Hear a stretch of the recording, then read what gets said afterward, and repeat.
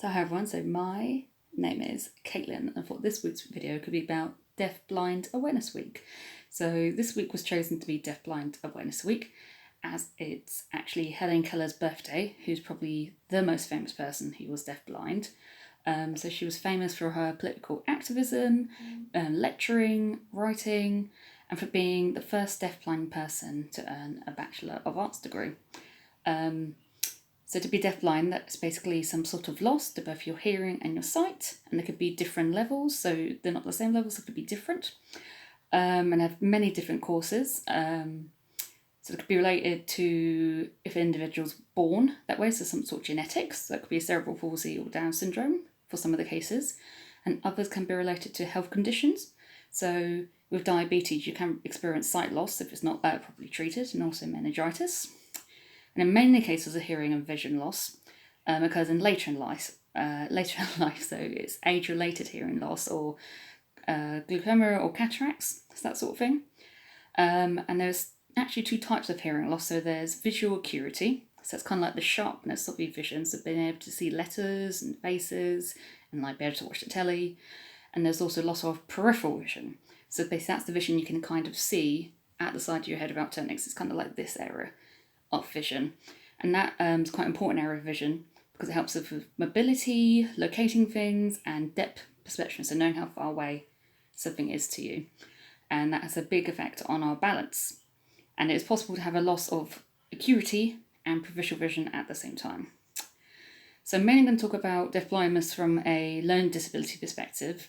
So it's basically a very big MDT role, so from its speech and language therapists like myself, aiding with the best way to communicate with the person, help them understand what method works best for them, to the occupational therapist adapting tasks that they can achieve, adapting their environment such as the home with different aids, help them be able to see things more clearly, brighter lights, more clear linings so they can see the difference in colours, and also assistive technology, and also carrying out falls risk assessments, because if you're blind and haven't got very good hearing, you're more likely to have a fall.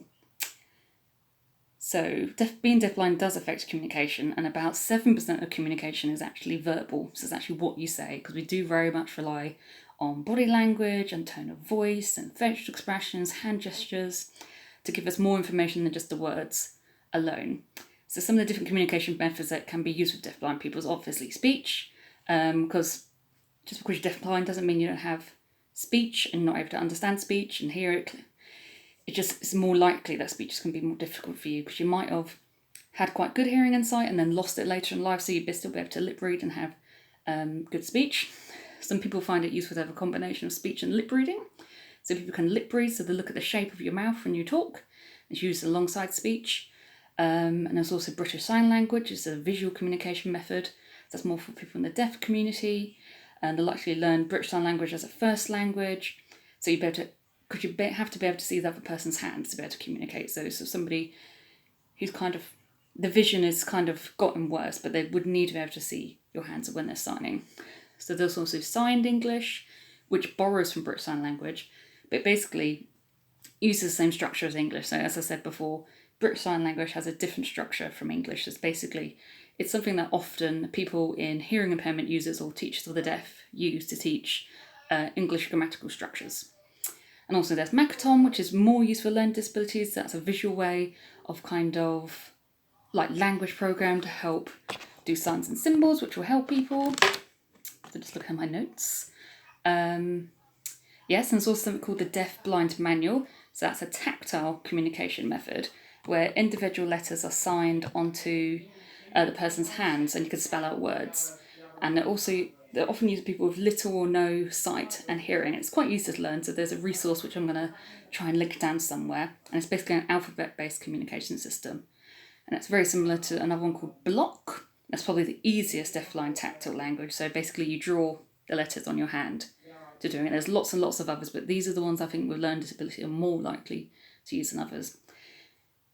And there's also objects of reference. That isn't really a communication system as such. It's more of a sort of, you can express and kind of help with understanding. So it's basically, you basically choose an object that's personable to the person, and basically the object represents a person, activity, or place. So for example, if I knew a so if she was going swimming, I'd always get the same pool sort of noodle and let them feel it, so they know exactly what's happening and they can have a feel of it. Or, example, having a towel to help signify someone for a shower, or having a certain cup to signify a hot drink, or even like their mum's special scarf that has like kind of their perfume on it and they can feel and touch it and smell it, will help prepare them to know that the mum is coming and help with understanding. But also if they want to request something, if they wanted the mum to visit, they could get the scarf and present to you. But that's very different for different people with learning disabilities.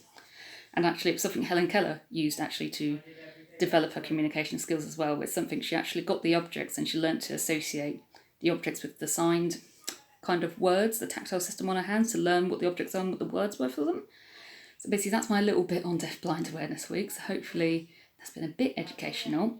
So thanks everyone. Oh, it's a bit of a longer video than usual. So thank you. Keep signing. See you soon.